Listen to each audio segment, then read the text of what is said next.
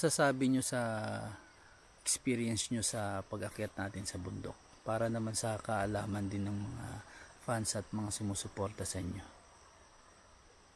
Ikaw muna. Ako? Siyempre nung una nakaka-excite. Diba? Yabang pa nga namin sa live eh. Basic! Basic pala. Pero nung nandun na, ayan guys, so makikita nyo parang walang talahib. Pero kapag ka nandyan na, parang grabe, wala na kaming makita. Ang tataas sa mga talahib, lagpas tao. Tapos, wala nang takot sa ahas. Sobrang nakakakaba. Nakakatakot pa kasi, nung gabi, may kidlat-kidlat, umuulan. Pero masaya. Sobra. Siyempre, first time yun. Basic daw, basic. Basic. So, Kat, ano masabi mo sa inikit natin sa ano? Isang araw. Oo. Ikaw muna, no? Ako. Baka pa ganun tayo. Ganun na? Sabi ko. Masabi ko lang guys, medyo itong araw na lumipas ng one day, medyo nahirapan din ako. Inamin ko yun, nahirapan din ako. Nawalan din ako pag-asa na hindi namin makakauwi. Kaya pinilit ko si Kuya Jeff na hanapin namin yung daan. Yung nahanap na namin, lumas bigla yung puso ko. Biglang nagkagana. Siyempre, ito na, kahit sino. Tumaas ang puso. Pero, Kanino kaya pumintig ang puso? bilib din po ako sa amin yung tatlo. Kasi kinaya nila kahit nahirapan kami doon. Ang masasabi ko lang is, important is, don't The think policy to be. Don't think negative. Stay positive. Kat, Galing. Think positive. No? Think positive. Tama naman. Ano, patuloy pa rin ng una, enjoy, at saka talaga nakakapagod. Hindi naman maikakailala. Pag umakyat kami ng bundok, talaga andun yung hingal, gutom, tapos yung ngalay sa katawan, binti. Pero ako kasi yung pag umakyat ako, bihira akong magsalita na nasasaktan ako. Kahit na, halimbawa, nadadapa ako kasi di naman maiwasan na may madulas na madaanan. Kahit masakit, di ko nasasabi kasi parang, ewan ko, di ko alam, basta ganun. Pero yung pag-akit namin, alam naman namin na hindi pa yan, hindi pa yan ganun ka major na bundok. Pero, mahirap talaga. Pero yung experience kasi, syempre, hindi makakalimutan. Masaya. Lex? Ako, pakiramdam ko, sa totoo lang ang nararamdaman ko, nakaka-proud. As a first timer kasi, hindi ko in-expect na ganun kahirap yung pagdadaanan ko eh. Kasi first time ko umakyat, tapos nangyari na naligaw, inulanan na tayo, kumikidlat pa. Tapos yun nga yung talahiban, sobrang taas na, lagpas tao na nga kasi, yun nga, matagal na rin na hindi to napuntahan, so hindi pa nila nakakalbo yung bundok. Yun, first time ko masugatan ng ganito karami, yung sakit sa katawan, pero grabe nakaka-enjoy. Tsaka nakaka-proud nga kasi kinaya ko, kahit first time ko yun, sobrang hirap. Diba, once in a lifetime lang maranasan na yung naligaw ko sa gitna ng kagubatan. Sa bundok at umuulan pa. Umuulan pa, tapos kumikidlat, diba? Ang hirap hindi magamit ng mga gadget. Sa hindi rin lang tayo nakaranas doon, naranasan lang yung iba yun, diba? Oh, at least isa tayo sa nakaranas niya. Ibig ko sabihin, hindi naman halos lahat ng tao nararanasan. Hindi lahat ng tao nararanasan yung gano'n na tayo, akit sa naranasan bundok. natin nangyari na to. May kasama, may nag-guide. Pero sa nangyari na yun sa atin, naisip ko, siguro kung second time ko, tapos hindi maulit yung ganun, parang easy na lang sa akin. Kasi nag-start ako sa mahirap pa talaga yung nangyari eh. Kapag hindi na mangyari yun sa'yo, Kumbaga yung basic first na time lang. ko, mahirap agad. So, siguro kung second time, tapos hindi naman ganun ka, Tara, ulit baka sisiw na lang sa akin yan. Ikaw na lang muna, no? Sige, kasi masakit-sakit pa yung Mag-ingat ka katawan kasi namin. medyo parang may pupuntahan ako mamaya eh. Pero ganito kasi yun. Lahat ng climb, mahirap. Pero ang pinaka-importante, preparation. So, aminado tayo na walang preparation kasi maraming nakakapansin na wala tayong gamit, nakatsinelas lang, wala tayong trekking shoes. Tapos yung mga bag natin, Saka mga yung ano, gantong parang bag. lubid, yung para may hawakan, may hatakan. Sabi ba yun? Alambre. Oo, rope. Ano naman yung pinaka parang experience nyo na hindi nyo makakalimutan doon sa pag-akyat natin? Pinaka. Oo. Hindi nyo makakalimutan. Hindi ko makakalimutan yun. Nasugatan ba kayo o ano? Hindi, wala eh. Sige, Kasi, sa'yo, para sa'yo. Para sa akin, kasi sa akin dati, di ba, nung pupunta lang tayo dyan, nung makyat ako ng puno, di ba nagkakagalos-galos na ako. Oo. Kaya nung nagkagalos ako, parang okay na. Kaya lang yung hindi ko talaga makakalimutan, kinikidlat na tayo sa taas ng puno. So yung kidlat. Tapos inaano tayo Medyo na-shock ka doon Oo. sa kidlat. Siyempre, eto yung bundok. Nandito ka. Yung langit, ayan lang. Parang ang lapit lang. Oo. Tapos yung kidlat, dinadaan, kitang-kita mo. Yun hindi ko makakalimutan. Ako naman yung Marami ano, kasi akong kinakatakutan sa high society. So yun yung hindi mo makakalimutan. Sa, nabutan tayo ng pagkidlat-kidlat. Oo. Si Nano naman, no? Ako hindi ko makakalimutan yung umiyak si Roxy dun. So parang na-trauma ka rin. Hindi. Yung, First ano? time ko lang kasi may kasamang umiyak sa gitna ng gubat. Opo. First time ko lang kasi may kasamang umiiyak. So yun yung hindi mo makakalimutan, no? First Solid time yun, mo. solid. Solid. Sa'yo. Hindi ko makalimutan. Yung inaabot ng gabi. Kasi kadalasan Inabot naman, ng gabi. inabot tayo ng gabi na... Inabot tayo ng gabi sa Oo akin nga, dati. I mean, nandun pa tayo as in sa kataas-taasan, hindi pa tayo nakakababa. Kahit naman inaabot tayo ng gabi, diba, kadalasan nakakapagpahinga na tayo. Pero that time kasi nung inabot tayo, naghahawi pa tayo ng mga tala-talahib, naghahanap pa tayo ng daan. So yun, medyo ano ka doon, parang saka yung- na-trauma na. Medyo ano, Konti lang naman. Hindi naman ako worries masyado ka doon. kinakabahan. Ako yung ano, yung walang trail. Yung di mahanap yung trail, tapos gumagawa na lang ng daanan. Kasi natakot ako kay, tsaka kay Kuya Jeff, na baka pag... Kasi the way na gumawa sila ng daan, parang nagda-dive sila, di ba? Para matumba nila yung mga talahiban. ganun. Ang inisip ko, baka pag isang ganun, ibangin na dyan, baka biglang malaglag, ganun. Kaya sobrang natatakot ako. Hindi naman. Hayaan ko silang gawin yun kasi alam ko tama yung ginagawa nila. At saka alam nila yun. Tsaka yung hinahawi nila, yun mismo yung hawakan. Sa sobrang dami nun, hindi ka kayang ilagdag. Pakakakapit ka, no, kuya? Pag nalaglag kami dun, Yun na nga yung iniisip sangawak ko. na ako sa'yo, Kat. Sasama ka na din. Iniisip ko kapag siguro na nadulas ako sa bangin, kakapitan ko lahat ng talahib dun. Ganun talaga yung mangyayari. Kakapitin ko talaga yung lahat. Ngayon, ito naman, ang tanong ko. Ano naman ang mga nabago sa inyo? Feeling nyo na nabago sa inyo sa pagkatao nyo itong pag-akyat natin? Nabago sa akin, kuya, yung ano, hindi na ako, parang lumalakas na yung loob ko. Hindi na nanginginig yung tuhod ko. Nanginginig, oo, pero syempre kapag napapagod, napapata. Pero yung ano, yung parang nabawasan yung takot ko. Kasi nung nandun tayo sa taas ng bundok, di ba ang ganda ng view? So, pinipilit ko yung sarili ko wag na matakot. Pinipilit ko wag na matakot. Tapos, tinitingnan ko pa rin.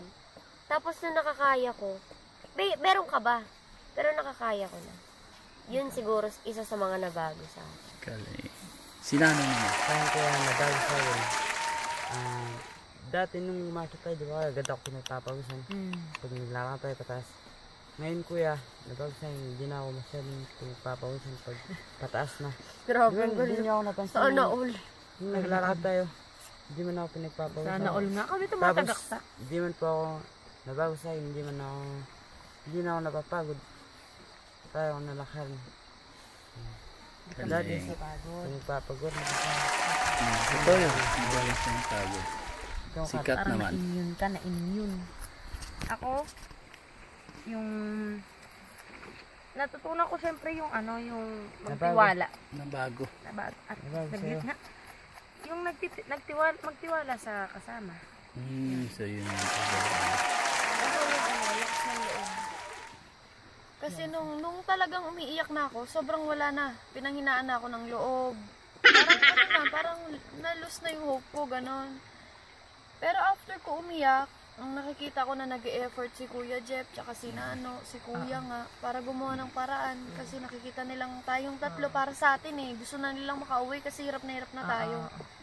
Yun, parang nilakasan ko na lang loob ko na.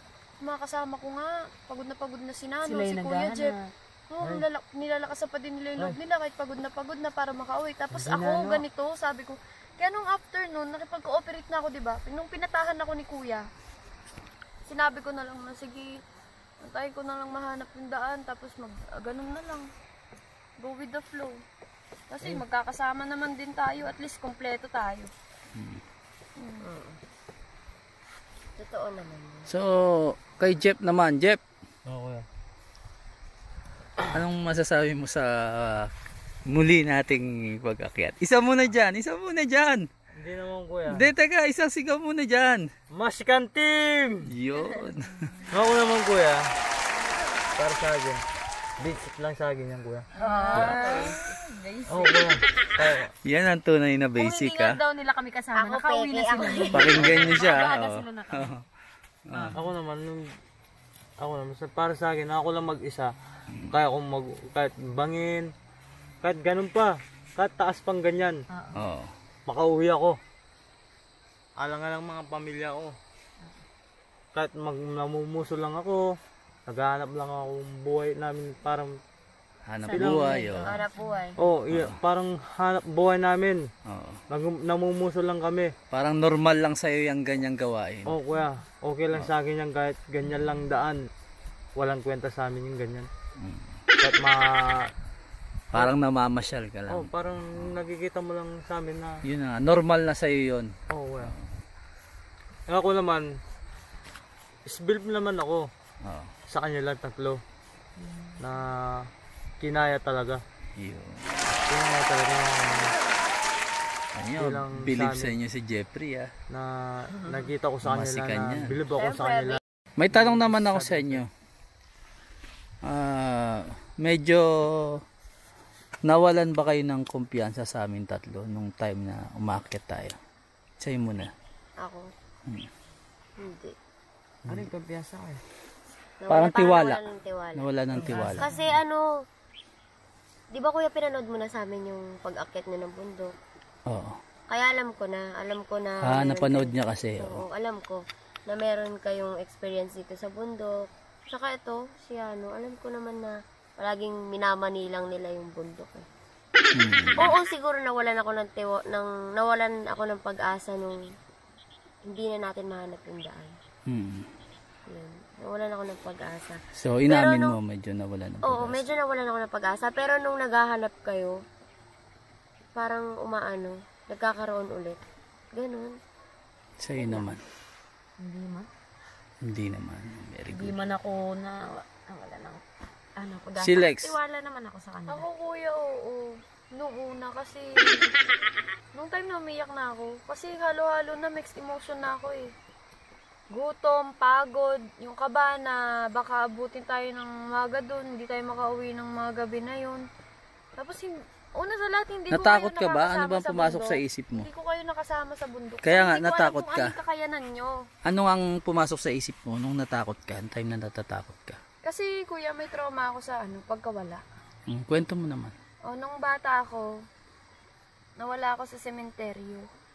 Tapos yun, yung tipong sobrang daming tao, tapos siksikan sa sementeryo nun eh. Tapos nahiwalay ako kina mama. Naligaw Nandun na ka. sila sa puntod. Doon nila napansin na wala na pala ako, bata pa ako. Na ako kuya, napasabay na ako sa ibang tao, ang layo na nila, ang layo ko din, hindi ko alam. Tapos yun, na-trauma ko, iyak lang ako. So, may naiyak. trauma ka. Tapos nakwento mo nga yun dati sa Mindanao kayo.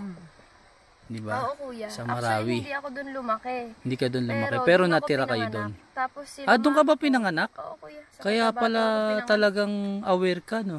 Kasi sinamama ko, may mga sila, pinsan silang sundalo. Mm. So yung mga yon, May hindi magandang experience may doon. isa kaming kamag-anak na pinsan nga nila mama o basta hindi ko alam, basta kakilala nila. Family friend, ganun siguro. Oo. Sundalo siya, yun naakit sila sa bundok. Iba kasi yung bundok dito sa atin, sa Mindanao eh. Mm. Pag nandun ka sa bundok na alam nilang hindi ka kalahi nila, hindi NPA, yung mga ganun. Papatayin ka. Grabe yung aabutin mo, kuya. Alam mo yung kakilala nila mama ko na sundalo, nilitsyon yun, kuya. Oh, Oo. Binalatan yun ng buhay, tapos iniihaw siya. grabe, no? Ano naman mga nagpalakas ng loob sa inyo na wag sumuko? Nung nahanap nyo na yung daan. Yun. Nung sinabi na ni Mariano G, sabi niya, kuya, ayun may daan, tama yung ano. May isa Nung tumayo na tayo dun sa sangahan, yung sa saging. Saging ba yun? Saging. Di ba kasi guys, ito yung mga Butolan. puno na saging. Yung ano niya, yung dahon niya. Doon tayo Doon nakasilong. kami, yan yung mga dahon ng saging, tapos nandito kami sa ilalim.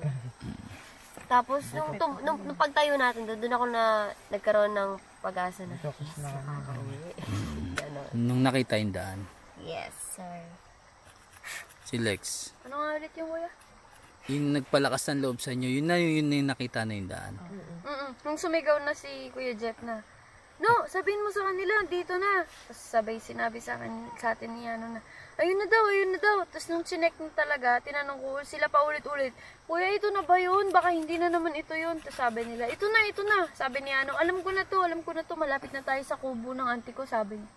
Yun, dun na. Parang kahit anong pagod ko, nakalimutan ko na yung pagod ko, yung sakit na pa ako dahil puro ako sugat, wala akong tsinelas.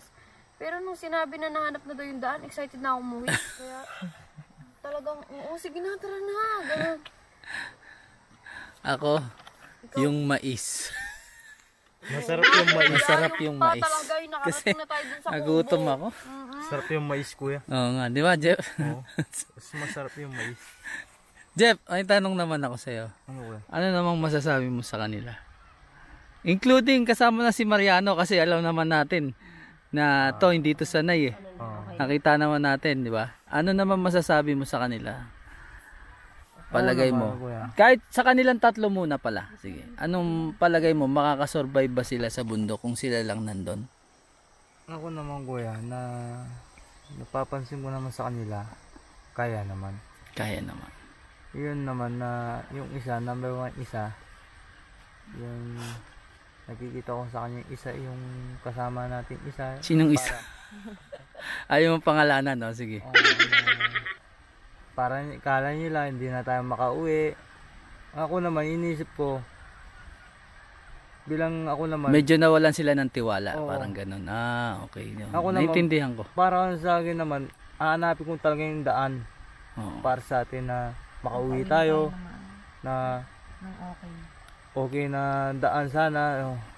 Ang tanong ko, kung may kukumpara mo yung mga hirap naman nila sa mga pinagdaanan mo sa bundok. Wala. Ako naman, sa akin naman, basic lang sa akin yan. Oo, Kuya Jeff ah. Oo, totoo. Basic, pero nung umupo ka, sabi Okay. mo, Kuya, Ganito, parang ganito. wala ata tayo. Ano? Kuya. Palagay mo, kakayanin kaya nila yung mga inakyat natin. Iyon lang. Yun yung sinasabi ko lang. Hindi ko na alam. na yun lang yung hindi ko alam na nung kakayanin talaga yung pupuntahan natin. Yung pinupuntahan natin yung bundok. Hindi, dun sa pagkakyat natin, siyempre malalaman mo na at least kinaya nila yon. Sa palagay mo, kakayanin kaya nila. Na bilang ulit na pangbalik natin doon. Siyempre, ako naman, siyempre kakayanin talaga. Yun, kaya. Kasi Kaya talaga. matatag sila, oh. Nakakaya na nila yun eh, di ba? Believe na tayo sa kanila. Bilib ko ako sa kanila eh. Yun. Talagang bilib ako talaga sa kanila na kaya talagang nakauwi na at least na nakarating rin sila mataas na tuktok ng bundok. Oo. Na-realize nila yun. Oo. Na-realize. Kaya na talaga. Bilang ulit na pagbalik natin ng bundok, arayat na talaga. Araya. Oo, arayat. Yun o, arayat daw, arayat to. I want arayat. Oo. I want? Maiwan ka. Si Lexio. No comment ako dyan. No comment. Thank you so much. And if you like this video, please like and share. And don't forget to subscribe! Our YouTube channel, SY Talent Entertainment! So many Masikan team! Masikan team! Masikan team!